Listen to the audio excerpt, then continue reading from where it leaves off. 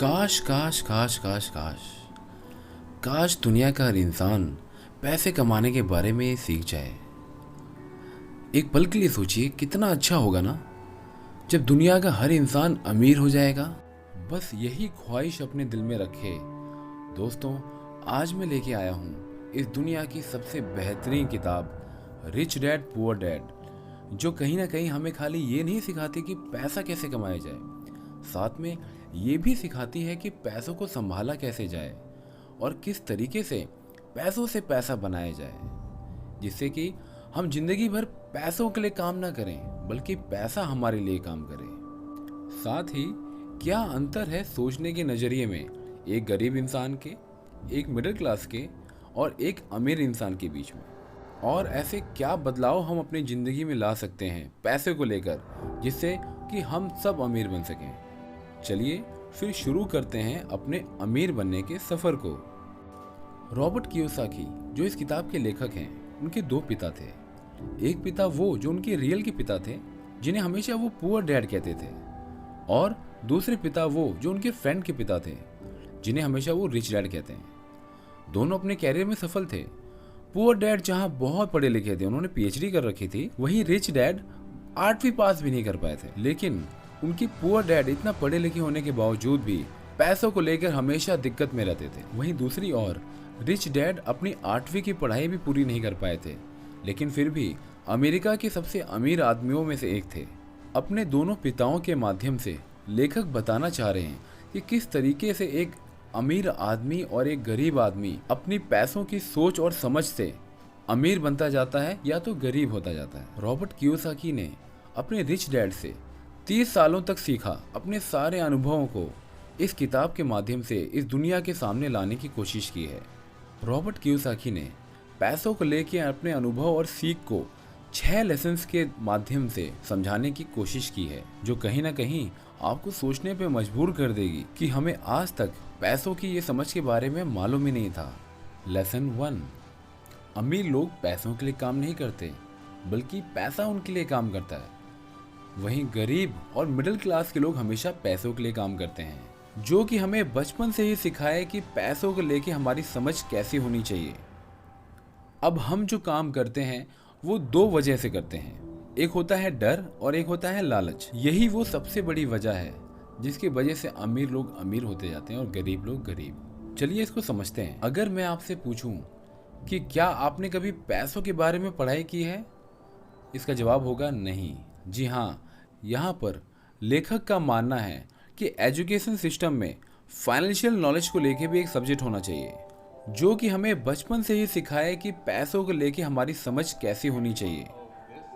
अब हम जो काम करते हैं वो 2 वजह से करते हैं, एक होता है डर और एक होता है लालच। कैसे? हम लोग हमेशा काम करते रहते हैं जिससे कि पैसे की कमी ना हो, और जैसे ही पैसा आता है हम उनसे नई नई चीज़ें, महंगी महंगी चीज़ें खरीद लेते हैं। फिर हमें कहीं ना कहीं लगता है कि पैसे कुछ कम पड़ रहे हैं, फिर हम और मेहनत करते हैं और पैसा कमाने के लिए। लेकिन हम जितना भी पैसा कमाते हैं वो सब हम खर्च कर देते हैं, जिसमें हम बार बार पैसा कमाते हैं, खर्च कर देते हैं, पैसा कमाते हैं, खर्च कर देते हैं। इस पूरी प्रोसेस को लेखक ने रेट रेस कहा है, चूहे की दौड़। इस सोच की सबसे बड़ी वजह है हमारे बचपन की सीख। हमने बचपन से सीखा है कि अच्छे से पढ़ाई करो, खूब अच्छे अच्छे नंबर लाओ, अच्छी डिग्री प्राप्त करो, उसके बाद एक अच्छी सी जॉब ले लो, जिसके बाद तुम्हारी लाइफ सिक्योर और सेफ हो जाएगी। तुम जितना ज़्यादा अच्छा पढ़ोगे, जितने अच्छे नंबर लाओगे, तुम्हें उतने ही अच्छी जॉब मिलेगी, उतने ही ज़्यादा पैसे मिलेंगे और आप फिर उतने ही ज़्यादा पैसे खर्च कर पाएंगे। लेकिन इसमें होता क्या है, हमें जॉब मिल जाती है, जॉब मिलने के बाद हमें एक लग्जरी लाइफ मिल जाती है, लेकिन क्या हम एक क्वालिटी लाइफ जी पाते हैं? सुबह उठे, तैयार हुए, ड्यूटी गए, ड्यूटी से आए, खाए पिए, सो गए, फिर अगले दिन सुबह उठ के दोबारा ड्यूटी चले गए, और फिर हम अपने रिटायरमेंट का इंतजार करते हैं, और जब तक रिटायर नहीं हो जाते हम यही बोरिंग रूटीन फॉलो करते रहते हैं। हम इस रेट रेस से बाहर निकल सकते। चलिए जानते हैं कैसे। चलिए समझते हैं कि एसेट्स और लिएबिलिटीज होता क्या है। देखिए, एसेट्स वो होता है जो आपकी जेब में पैसा लाके डाले, और लिएबिलिटीज वो होता है जो आपकी जेब से पैसा निकाले। अगर मान लीजिए आपके पास आपकी पेमेंट आई, आपने क्या किया, उन पेमेंट्स को महंगे कपड़े, महंगी कार, महंगी बाइक्स, महंगे एसेसरीज, इन सब चीज़ों पे खर्च कर दिया। ये सारी चीज़ें आपकी लिएबिलिटीज़ हैं। ये आपको पैसा कमा के नहीं देंगी, बल्कि आपसे और खर्च करवाएंगी। मान लीजिए आपने एक कार ली है, जिस दिन वो कार आपकी रोड पे उतर गई, उसी दिन से उसकी वैल्यू घटना शुरू हो जाती है। उसके मेंटेनेंस चार्जेस आएंगे। ये सारी चीज़ें आपकी जेब से पैसा निकाल रही हैं, डाल नहीं रही हैं। वहीं एसेट्स क्या होता है? एसेट्स वो होता है जो आपको पैसा देता है। कैसे? आपके पास पेमेंट आई, आपने क्या किया? आपने उनको बॉन्ड्स में, स्टॉक्स में इन्वेस्ट किया। आपने घर लिया जिसको आपने रेंट पे उठाया है। आपने कार ली जिसको आपने रेंट पे उठाई है, ओला या उबर में। आपने उससे बिजनेस स्टार्ट किया जो आपको पैसा कमा के दे रहा है।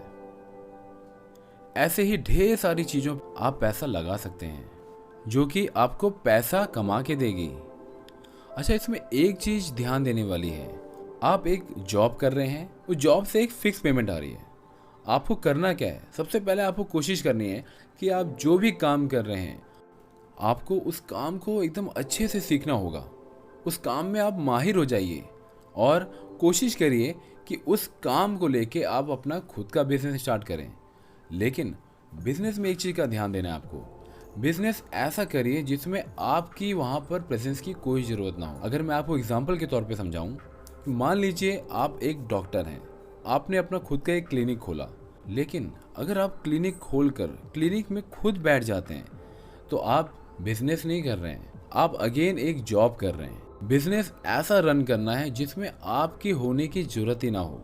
आपको एक्सपर्ट लोगों को हायर करना है और उनको काम पे लगा देना है। हम दिखावे पे ज़्यादा यकीन करते हैं, जिसकी वजह से हम महंगे महंगे कपड़े, महंगे फ़ोन, महंगी कार, महंगे घर, यहाँ तक कि महंगे महंगे वेकेशंस पे भी जाते हैं। क्योंकि बचपन से हमने अपने माँ बाप को पैसों के लिए स्ट्रगल करते हुए देखा है और बचपन से हमारे पास पैसे तो थे नहीं, लेकिन जब हमने कमाना शुरू किया, पैसा हमारे पास आया तो हमें लगा कि हमें अपनी सारी इच्छाएं पूरी कर लेनी चाहिए। और इन इच्छाओं को पूरी करने के चक्कर में हम इस रेट रेस का हिस्सा बन के रह जाते हैं। तो इसके लिए आपको करना क्या होगा?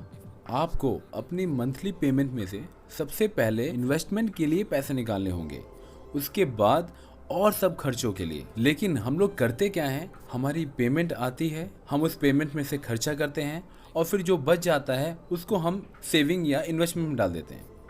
हमें ऐसा नहीं करना है। हमें क्या करना है? हमारी जो पेमेंट आए, सबसे पहले उसमें से सेविंग्स और इन्वेस्टमेंट के लिए निकाल दें, उसके बाद जो बचे उसको खर्चा करें। दूसरा लेसन, लोगों को पैसे की शिक्षा देना क्यों जरूरी है। रॉबर्ट बताते हैं 1923 में एजवाटर बीच होटल शिकागो में एक मीटिंग हुई थी। इस मीटिंग में दुनिया भर के बड़े बड़े लीडर और अमीर बिजनेसमैन लोगों ने हिस्सा लिया था। इस मीटिंग के 25 साल बाद ये देखा गया कि इसमें से कई लोग जिन्होंने ये मीटिंग अटेंड की थी, कुछ लोग गरीबी में मर गए, कुछ लोगों ने खुदकुशी कर ली थी और कुछ लोग अपना दिमागी संतुलन खो चुके थे। असल बात तो यह है कि लोग पैसा तो कमा लेते हैं, लेकिन वो ये सीखना भूल जाते हैं कि पैसे को रखा कैसे जाए। आप चाहे कितना भी पैसा क्यों ना कमा लें, लेकिन उसे बनाए रखना सबसे ज़्यादा महत्वपूर्ण है।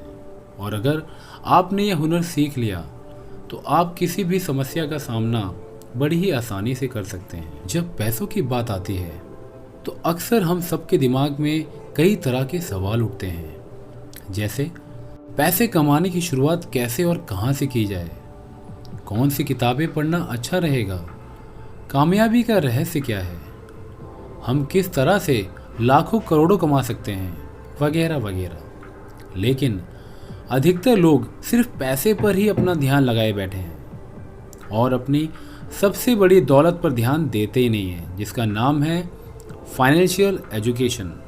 अगर आपके पास पैसे की समझ नहीं है तो पैसा चाहे आपके पास कितना भी आ जाए, ज़्यादा देर टिकेगा ही नहीं। ज़्यादातर लोग ज़िंदगी भर यह समझ नहीं पाते कि असल बात ये नहीं है कि आप कितना पैसा कमा पाते हैं, बल्कि ये है कि आप कितना पैसा रख पाते हैं। हम अपनी सबसे बड़ी दौलत पर ध्यान ही देना भूल जाते हैं, जिसका नाम है फाइनेंशियल एजुकेशन।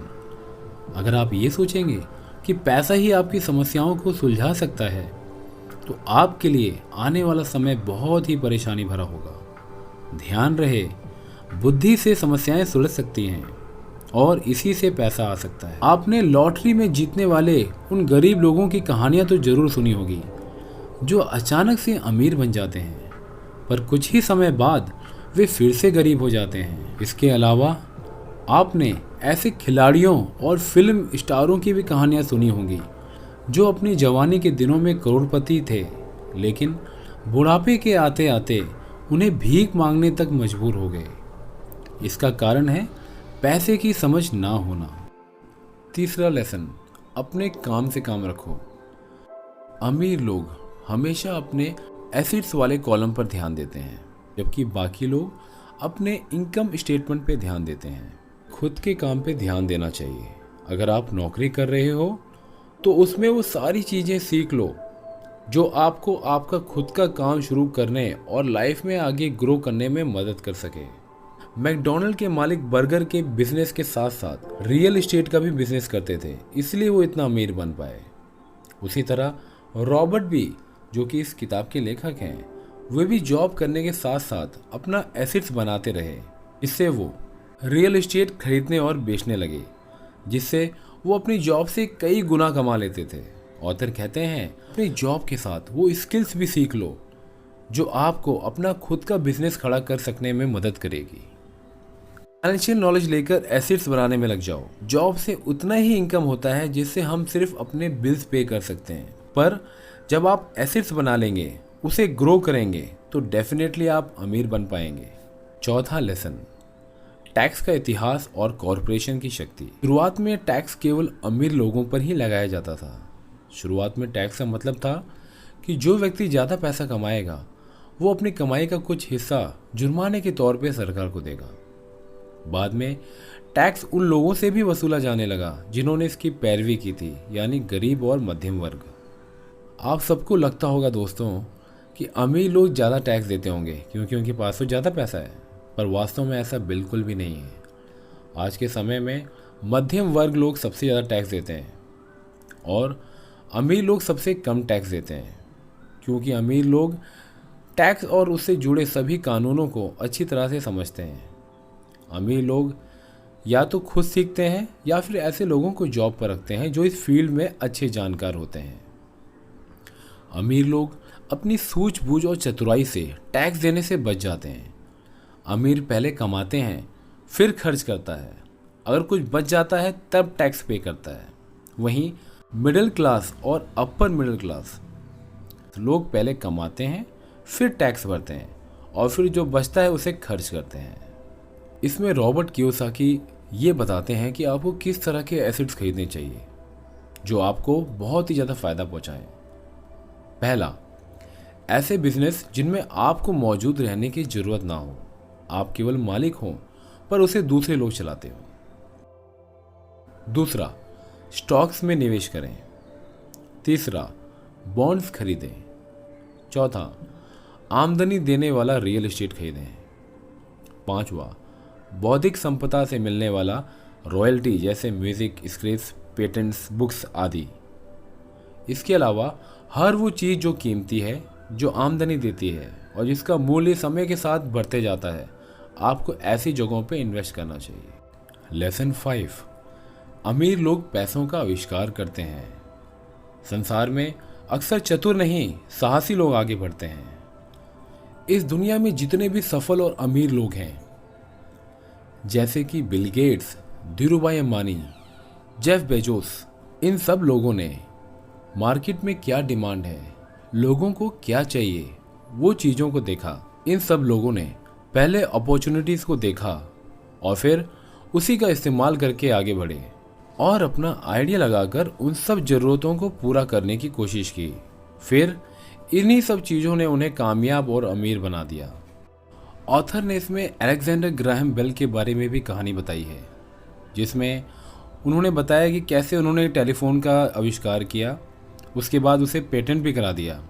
इसके बाद अपने नए आविष्कार की मांग बहुत ज़्यादा होने के बाद वो बहुत परेशान होने लगे। ग्राहम बेल को इतने बड़े बिजनेस को संभालने में काफ़ी दिक्कत आ रही थी, इसलिए ग्राहम बेल उस जमाने की नामी कंपनी वेस्टर्न यूनियन के पास गए और उनसे पूछा कि क्या वे उनके पेटेंट तथा छोटी सी कंपनी को खरीदेंगे।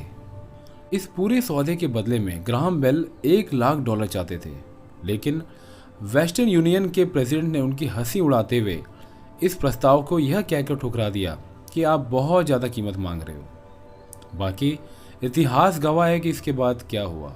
इसके बाद एक मल्टी बिलियन डॉलर कंपनी का जन्म हुआ जिसका नाम था AT&T। अगर आपको अपनी लाइफ में एक अच्छा इन्वेस्टर बनना है तो कुछ चीज़ों का आपको ध्यान देना होगा। कोई ऐसा मौका खोजें जिसे बाकी सभी ने नज़रअंदाज कर दिया हो। याद रखें, आप अपने दिमाग से वो देख सकते हैं जो दूसरे लोग अपनी आंखों से नहीं देख पा रहे हैं। दूसरा, पैसा बढ़ाइए। आम आदमी पैसे जुटाने के लिए सिर्फ बैंक तक जाते हैं, लेकिन दूसरे प्रकार के इन्वेस्टर को ये पता होना चाहिए कि बैंक जाए बिना भी पैसों को किस तरीके से व्यवस्थित किया जा सकता है। तीसरा, स्मार्ट लोगों को संगठित कीजिए। बुद्धिमान लोग वे होते हैं जो अपने से ज़्यादा बुद्धिमान लोगों के साथ काम करते हैं। कोई भी आइडिया तभी काम करती है जब उस पर एक्शन लिया जाए, उस पर अच्छी नॉलेज ली जाए। ऑथर अपने जीवन में कई तरह के काम करते रहे जिससे उन्हें हर क्षेत्र में नॉलेज मिलती रही। जब भी आपको सलाह की जरूरत पड़े तो अपने सलाहकार समझदारी से चुनें। लेसन 6, सीखने के लिए काम करें, पैसों के लिए नहीं। इसी से वो एक सफल व्यवसाय बनाने में कामयाब रहे। इसलिए सिर्फ महीने के आखिर में मिलने वाली सैलरी के लिए काम ना करें, बल्कि कुछ सीखने के लिए काम करें। अलग अलग फील्ड की नॉलेज लें और उन फील्ड के एक्सपर्ट्स के साथ जुड़ें, उन्हें अपने काम के लिए रखें। आज के समय में किसी भी चीज़ को सीखना बहुत ही आसान हो गया है। जिस तरह आप इस वीडियो को सुनकर कैसे नई नई चीज़ें सीख रहे हैं, ऐसे आप जो भी सीखना चाहें सब कुछ अवेलेबल है। बस आपको सीखने की इच्छा शक्ति होनी चाहिए। आप वो सब कुछ सीख सकते हैं जो आप सीखना चाहते हैं। हमें अमीर बनने में जो कुछ बाधाएं हैं, उन बाधाओं के बारे में भी लेखक बताते हैं जिन्हें हमें पार करना बहुत ही ज़्यादा ज़रूरी है। ऐसे इन्वेस्ट करने को लेके एक चीज़ आपको जानना और बहुत ज़रूरी है। आप हमेशा अपनी मंथली सैलरी से कुछ पैसा पहले इन्वेस्टमेंट के लिए निकाल लें, जहाँ भी आप इन्वेस्ट करना चाहते हो। उसके बाद और जो पैसा बच जाए उससे आप अपनी ज़रूरतों को पूरा करें। दूसरा पॉइंट, निराशावाद को पार करना। दोस्तों, अगर आप नेगेटिव सोचेंगे तो डेफिनेटली आपके साथ नेगेटिव होगा। आपको ये नेगेटिव चीज़ों को छोड़ते हुए आगे निकलना होगा। हमेशा लोग इस डर में जीते रहते हैं, मैंने जितना भी पैसा निवेश किया है वो कहीं डूब गए तो, मेरी ये योजना अगर काम नहीं की तो। और इसी तरह से कभी कभी कई अच्छे मौके हमारे सामने से गुजर जाते हैं और हम बस सोचते रह जाते हैं, अगर ये हुआ तो, अगर वो हुआ तो, अगर ये नहीं चला तो लोग क्या कहेंगे, अगर नहीं चला तो लोग मुझ पर हंसेंगे। इन सारी चीज़ों को अपने दिमाग से निकालना होगा। तीसरी चीज़, आलस्य पर जीत हासिल करनी होगी। इसका मतलब बड़ा ही स्पष्ट है। एक बिजनेसमैन पैसे कमाने के लिए कड़ी मेहनत करता है। आलस्य करना बिल्कुल छोड़ दें। अगर आपको अपनी लाइफ में कुछ करना है, कुछ आगे बढ़ना है, तो कहीं ना कहीं आपको अपने आलस्य को छोड़ना होगा। चौथी आदत, बुरी आदतों से बचना। हमारी आदतें हमारी शिक्षा से ज़्यादा महत्वपूर्ण होती हैं। अगर आप किन्हीं दो व्यक्तियों में तुलना करोगे तो आपको उनकी आदतों में काफ़ी अंतर दिखेंगे। आपको अपनी आदतों में बदलाव लाना होगा। आपको अपनी सोच में बदलाव लाना होगा। अगर आपको अमीर बनना है तो आपको ये आदतें तो डालनी ही होंगी, चाहे आपके पास पैसे कम ही क्यों ना हो। अगला, अहंकार को पार करना। अमीर डैडी अक्सर कहते थे कि जो मैं जानता हूँ उसी की बदौलत मैं पैसा बनाता हूँ, और जो मैं नहीं जानता उसी की वजह से मैं पैसे गंवाता हूँ। ज़्यादातर लोग अपनी अज्ञानता को छुपाने की कोशिश में अहंकार का इस्तेमाल करते रहते हैं। ज़रूरी नहीं है कि आपको हर एक चीज़ के बारे में जानकारी हो, लेकिन अहंकार करने से अच्छा होगा आप उस चीज़ के बारे में अच्छे से जानकारी ले लें। और दोस्तों, आखिर में मैं आपको एक सबसे इम्पोर्टेंट चीज़ बता दूं कि इस दुनिया में सबसे बड़ा एसेट आपका माइंड है। उसकी एबिलिटी को बढ़ाएं, अच्छे अच्छे स्किल्स और नॉलेज डेवलप करें। ये कभी ना कहें अब मैं ये नहीं कर सकता। जो नो वाला एटीट्यूड है उसको अपने माइंड से निकाल दें। हमेशा यस वाला एटीट्यूड क्रिएट करें कि आप सब कुछ कर सकते हैं। जहां आप ये कहते हैं कि मैं इसे कर सकता हूं, तो आपका माइंड उसको करने के नए नए आइडियाज देता है। मुझे पूरा यकीन है कि आपको ये पूरी समरी बहुत ही पसंद आई होगी, बहुत ही अच्छी लगी होगी। ऐसी और समरी सुनने के लिए please subscribe my channel, like करें, कमेंट करें और बेल आइकन दबाना बिल्कुल भी ना भूलें,